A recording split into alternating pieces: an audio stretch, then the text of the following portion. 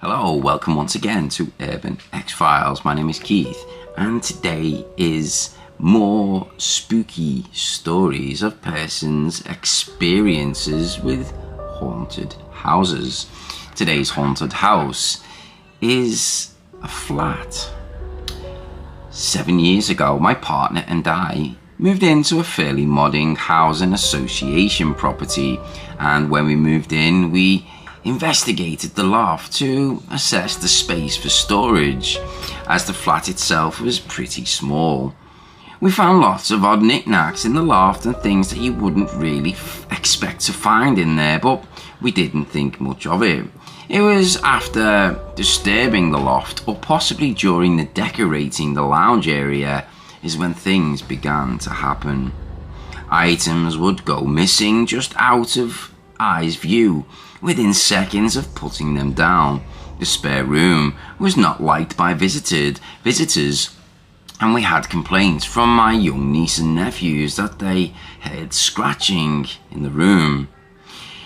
An adult friend was woken in the night by what she described as a series of flashes, not unlike a camera flash. The same room began the subject of many nightmares I myself endured almost every night. One night I awoke from a dream in which I was frozen to the spot by an unseen entity. Opening my eyes, I found myself in the same position with the same atmosphere around me, but cannot be sure that it was just the effects of the dream. I was scared enough to stay very still and hold my bladder until morning.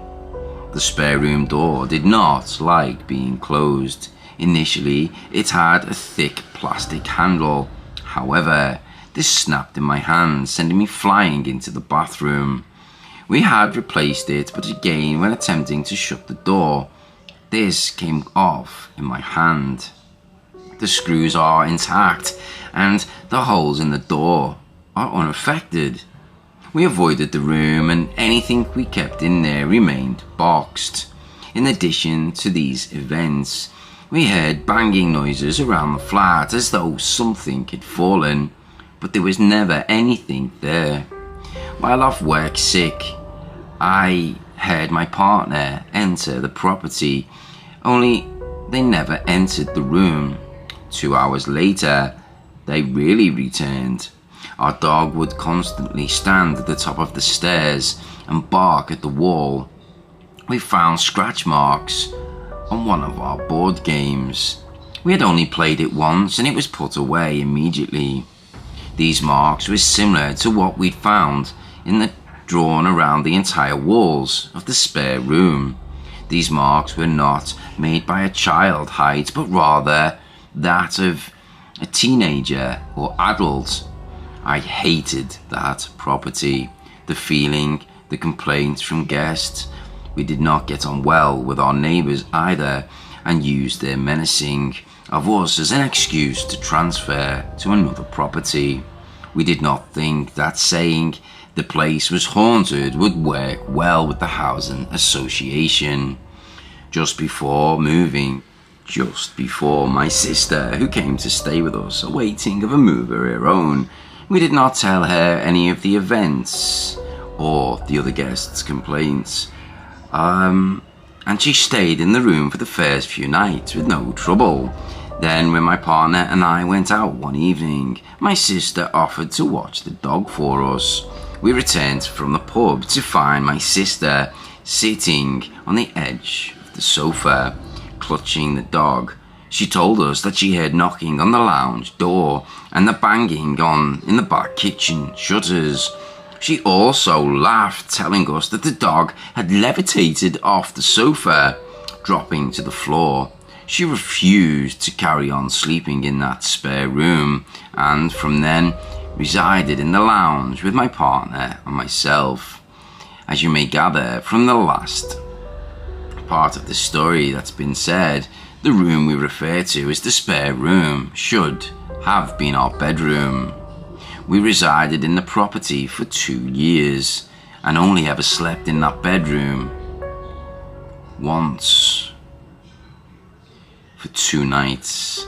It was On the second of these nights, we both awoke during the early hours with disturbed thoughts and went back and returned to the lounge. The transfer date finally came a reality, and we began to pack all of our belongings.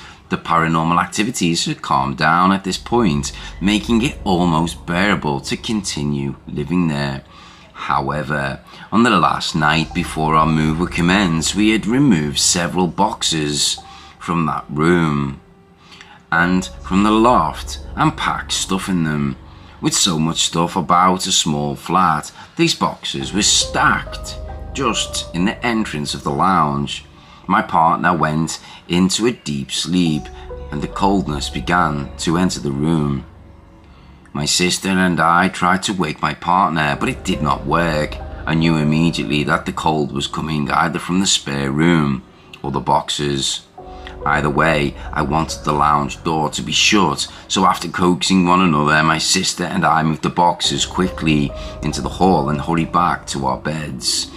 The day of the move was tense, having been given the keys to the next property. We only had a day to move all of our belongings. We could not afford a removal firm, and so a friend helped us with their car instead. We got a good portion of the items moved, but we were left with a lot more, so the next day we handed in the old keys, but kept a pair so we could continue to move things. We had to hire a small van to move the sofa, and had one person each end of the property move and one moving the stuff in. However, this meant whoever was left at the old flat was alone. On several occasions, when we got down to the stairs, we found the front door catch locked and the top-bottom bolts across. This was really scary for us, but the door always opened without a problem. When it was my turn to watch the old house, I sensed a tension. It was incredibly quiet and nothing was happening. I did not want to find out if anything would happen, so I sat on the doorstep and with the door open. I reckoned if the door did shut behind me, maybe it was for the best. In the 2 years we were at the flat, I'd forgotten what a good night's sleep was. My partner and I have been in our present property for over 5 years now, and from time to time things move about or fall off the cupboards, but the atmosphere is nowhere near the same. I'm not psychic or anything and never claimed to be. But from the contents of some of my dreams, I believe there was probably 3 energies in that property. We still have one with us now, we think. But whatever it was really bad. Thankfully didn't come with us.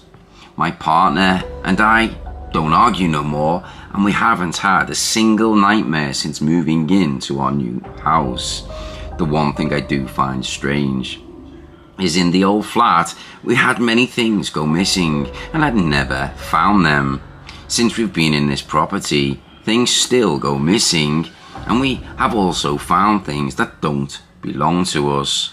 We seldom have visitors, yet we have found an extra toothbrush in the bathroom and a homemade band tape in my car. I've yet to listen to the tape, as it was a little unnerving to find it. I just don't want to hear what the message on the tape said. Hope you enjoyed this pretty scary story. If you did, thank you very much for watching. Smash the like button and see you all in the next video. Stay safe. Peace.